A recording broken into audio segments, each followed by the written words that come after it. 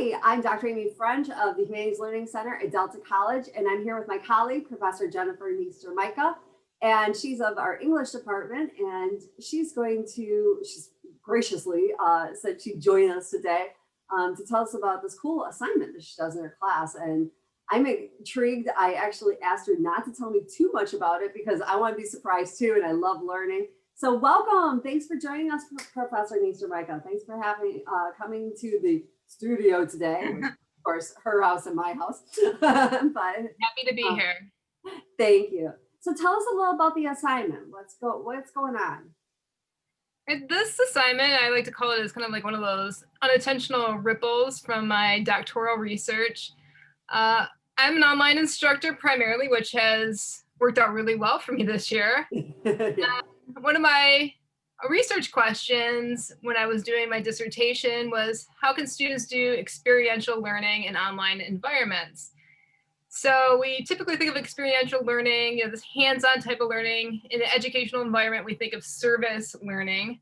So I designed an assignment for my Composition 2 class that was on social activism. And after that it ended, and I was thinking, yes, this is something that's really effective. Students need that kind of engagement, especially in online classes. I was thinking, how could I bring this to my Composition 1 students who maybe would even need that kind of sense of community even more as first-time college students?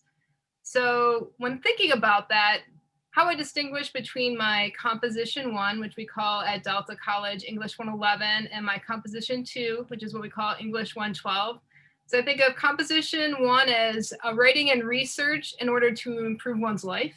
And I think of Composition 2 as writing and research in order to improve one's society, community, or the world at large. So really thinking about what type of experiential learning students could do in a way that would improve their lives without it having it be, kind of me telling them how to live their lives, or, like, what could I do in a way that would be meaningful and also relevant and also pertinent to a writing class. So looking at the assignments that I typically do in a Composition 1, one of them is called the I Search. It's a really typical freshman composition assignment. It was developed by Ken McCrory in the 1980s, where basically research is fueled by a student's own curiosity. So they have something they want to know about, usually something of personal relevance. And that is how they design their research, and they write more of a research narrative than, say, like a thesis-based, like, I'm going to make an argumentative claim and support it through research. It's more like a search, like, I want to know this, and this is what this source told me. Now I want to know this, and this is what this source told me, and kind of just really narrating that process to come to like some sort of synthesis at the end of, all right, these are my overall takeaways about this subject. So I was thinking, how could students do this in a way that maybe at the end led to some sort of experiential learning? And as educators, as you know, we're exposed to a lot of things that affect student performance. We hear about things like grit, we hear about growth mindset, we hear about all the non-cognitives that affect student success, and things related to wellness, just as like a good night's sleep and exercise, and how that can affect academic performance. So I began to think, what if students picked a research topic of some kind of change they want to make in their life, whether it's to implement a new habit or address a habit they want to get rid of, something that would be meaningful for them, like some sort of change that would end with a 30-day life challenge. Like, for 30 days, based on my research, I'm now going to do these things. So that is the kind of the vision that I came up with, and I first taught this in fall of 2015. Wow. Okay, so this is so cool. So the 30-day life challenge. Now, what were you thinking that students would gain from this? Like, or kind of like, what were your hopes? I mean, we all have hopes, right? When we start these things, and sometimes sadly we have failures.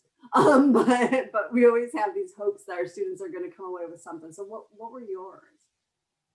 What I wanted for students were to experience like this win, this sense of self-efficacy, this ability to control one's behaviors or their environment, or to address like what would be like a negative mindset that they might have came into college with, like I'm a bad test taker. Like that's something I believe about myself. And if they continue to believe that about themselves, that's going to hinder their academic performance. I myself had some negative mindsets, and like so I had to go through this process. And the example I gave my students was negative mindset I had was I'm forgetful. Like I'm the absent-minded professor. That's just who I am. You know, nothing I can do about it. And then kind of actually there are things I can do about this. This is not a fixed state for me. There are, this is something I can change about myself. So experiencing that I think is actually, the idea of experiencing growth mindset. Like, wow, I actually am not forgetting things. I'm actually remembering to take those papers home and grade them. So that's a personal takeaway you've had from offering this life challenge assignment. Have there been any others that you think you takeaways? Maybe that's a personal one. Maybe there's even been, can you think of any others that you might have had? Well, I mean, when I first posed this assignment, I really didn't know what I was going to get back. So really learning about what our students come to class and the worries and the things that they struggle with. The first semester I taught it, I believe 2/3 to 3/4 of the students mentioned anxiety and stress. They just felt that in a way that was affecting their daily life. I really need help with this. This is something that's really affecting me. And I'm like, wow, this is not to use the word pandemic, but this is really a large problem for students. And this is something that I need to be aware of and think about how the ways I can bring this into the classroom in ways that's going to help them and also be really more an advocate and push them to the resources that we have at Delta College. If I'd seen these things as concerning, and there's a lot of things as students we just don't know. And then when you ask these questions, the responses can just blow your mind.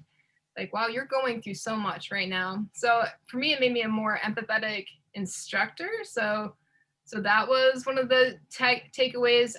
In terms of the class, the takeaway, I was seeing students finishing at a higher success rate. Less students were dropping. They were finishing with higher grades.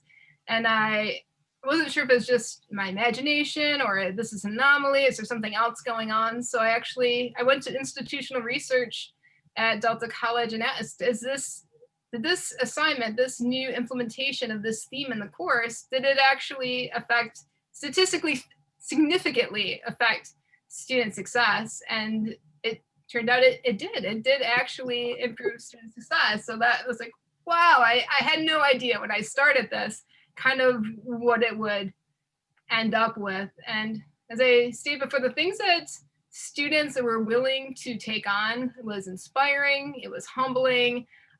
Students taking on health issues like diabetes, high blood pressure. They've quit smoking. They've tackled phobias. All kinds of things that I'm just like, to open yourself up in that manner and to do that, it just, you just fall in love with your students and you're rooting for them and so much more in their journey. So that's been really powerful for me. Have your students, speaking of students, have they shared any of the reflections they've had about the project, later? Or maybe sometimes when you're in the thick of it, they're just trying to earn a grade and they're trying to get through. And then maybe at the end, they're able to say, wow, so have they shared anything with you? Yes. They have reflective writing throughout. Okay. So when we do readings on habit formation, on motivation, on willpower, that they can kind of connect their experiences with those readings that kind of culminates. It begins as a bi-weekly kind of reflections. And initially I started those as blog posts because I like blogging. I'm really into those kind of things. But then I actually scaled back the technology, which is weird for me, and went to discussion boards because then all the posts were in one really nice thread. So they had, 2 threads a where they're sharing how well they're doing. It just really built this great sense of community and they cheering each other on. So that became this whole other part of the course. But the things that they would note as they went on, they had highs and lows, of course, but by the end, most have succeeded. And if not, they at least come away with some takeaways. But, and obviously whenever a student writes a reflection at the end and their name's on it and you're grading it, you always have to be like, oh, are they just saying that because, I'm Right. a professor and they want to, get the good grade. So I also, those first semesters that I taught the assignment, I had an end of the semester anonymous survey, which asked them, what they thought of the theme, if I should continue to use the theme, and also if the assignment had a domino effect, meaning if they stopped smoking and they start exercising more, that, if they stopped, doing this one thing, did it start to see these things happen in other parts of their life as well? Which kind of was also part of that institutional research that's kind of showing that domino effect, that they're successful here and now they're successful in the class. And they shared overwhelmingly really positive feedback in terms of, continue this, and that it's changed, some students, not all the students, right? But there was a good number of students that every semester will say that this has significantly changed their life. And that's just a pretty high bar for future assignments for me. And I'm like, well, now that I know this could happen, I don't want to really, go back or get rid of this. Let me think of, I think I copied from one of the things that a student wrote last semester. Oh, this has opened new doors for me and I feel like a different person. Like, oh, like, how can you, that just really kind of reinforces it. And that's why I've been teaching it since fall 2005. And usually I don't teach the same theme or assignment for that many years, because, eventually, usually as an instructor, as you maybe know, you're going to get burned out on things. Or you're like, I want to talk about something new. But it actually kind of renews me every semester when we go through the process, and I see those bi-weekly posts, and it just renews it for me every year, every semester. So that's been a great surprise for me. Well, I can't, I admired you before we talked. I can't say that, my estimation is any lower, but you somehow have, the thing is before this, people, this is why I'm stuttering. I really thought super highly of her. And somehow I didn't think I could really think more highly of her. And somehow she's done that. So that's why I'm kind of speechless. It's like, kudos. Wow. What a positive, empowering assignment. And thank you for being such an amazing advocate for our students, for, helping our students grow. You can ask pretty much any Delta professor, we'll tell you, we have the best students. We'll go to the mats on this. We will fight about this. We truly believe we have the best students. And that's because a lot of times our students are coming to us with a whole laundry list of other things. And so what Dr. Niester Mika's, assignment does is it helps focus our students. And I think that's so amazing, and allows them to really grow. Of course, you're probably all wondering, as am I, like, is there anything she can share with us going forward? Do you have any little tips on how we might kind of do this in our own lives on a micro level? Of course, I am going to suggest to anybody who hasn't had College Comp 1, you're doing this in English 111, right? Mm-hmm. Okay, so still enroll in College Comp 1, but if, like me, you've already taken it and maybe don't need a refresher, do you have any tips before we leave that we might, just a little piece of how we could do this ourselves? So you think of tips for fellow professors, or tips for people that are actually learning to want to do their own kind of life challenge, or kind of thinking about their own life challenge? Yeah, just their own life challenge. Like, most of our viewers are people who just enjoy learning about humanities related subjects. They tend to challenge themselves. Some of them are current students, some of them are lifelong learners that, so just for any old person that we're just trying to better ourselves and educate and enrich ourselves. Little tip or two. As far as like a recommended read, because obviously I'm an English professor, I'm always going to go to the books, right? Yes, that's what I was hoping. Okay. So Kelly McGonigal's book called The Willpower Instinct was really helpful for me kind of designing this and thinking about this. Kelly McGonigal is a Stanford a psychologist and professor, and she has taught a course. I think she's now so popular as an author and speaker. I don't know if she's currently teaching it, but she taught a course called The Science of Change and Willpower. So basically, this is something she had taught in the psychology course to help people really kind of implement that in their own life. A more kind of pop read of habits that was really good for me was Gretchen Rubin's Better Than Before. So she talks really well about how you need clarity of value and clarity of action. And that's what I emphasize when I teach this assignment. When we're doing our research, and when I had them also, they begin with like a reflection of why this subject's important to me. Like basically like, tell me the story of your smoking habit or whatever it is. Tell me the story of it. Tell me what you've tried before. Tell me where you're at. And then they do the research, trying to get the real statistics on smoking, how bad it is for you, like ways to stop smoking. And that's kind of the idea of clarity of value. Like they need to really see and be invested in the purpose of a new habit. It's not going to take for them, right? I can say like I want to run marathons, and that would be meaningless because I really don't want to run marathons. It's cool, and I think people who do it are awesome, but I don't see that as something I genuinely want to do for me. So they really need to have that purpose. There has to be something really driving it for you to own it. And then the second part would be the clarity of action. So that is like, if you were, obviously New Year's was just a few weeks ago, actually 13 days ago.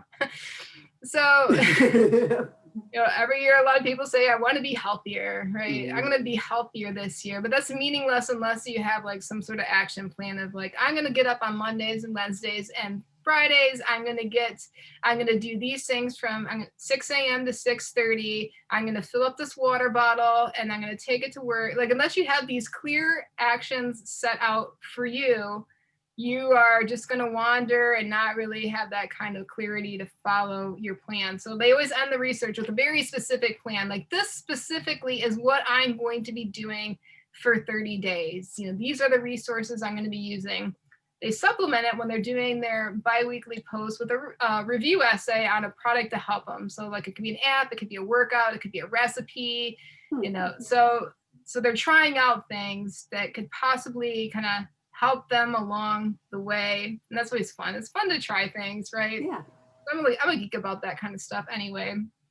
So those are the two books that I use the most, but I also have consulted with The Power of Habit by Charles Duhigg. And he's got, if you don't want to read the book, he's got a TED Talk, right? That's the great thing. And more recently, I've implemented BJ Fogg's The Tiny Habits. And that is also a TED Talk. And the Tiny Habits is just starting small, because sometimes students have this grandiose vision of, I'm going to lose 100 pounds in a month. And I'm like, no, please do not try to do that. Please do not do that. The shakes I'm going to be eating like every other day. I'm like, no, please do not do that. So setting up these kind of accessible goals, because you set up something that's unrealistic, and I get guilty of this myself, like, and this is talked about in the Willpower Instinct, we get caught up in the euphoria of hope and the euphoria of the goal. Like, I'm going to do this and it's going to be amazing. And it feels good to like say you're going to do it and think about doing it. And then you fail and then you feel bad and awful and you kind of cycle it back.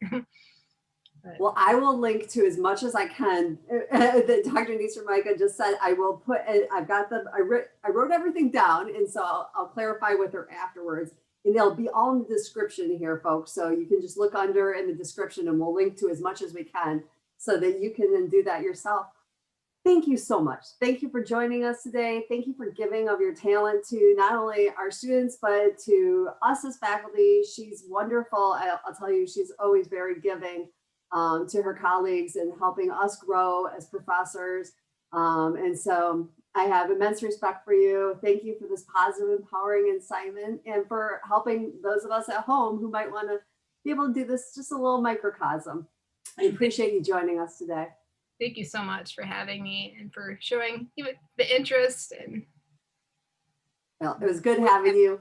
Bye, everyone. Have a great day, and we'll see you the next time.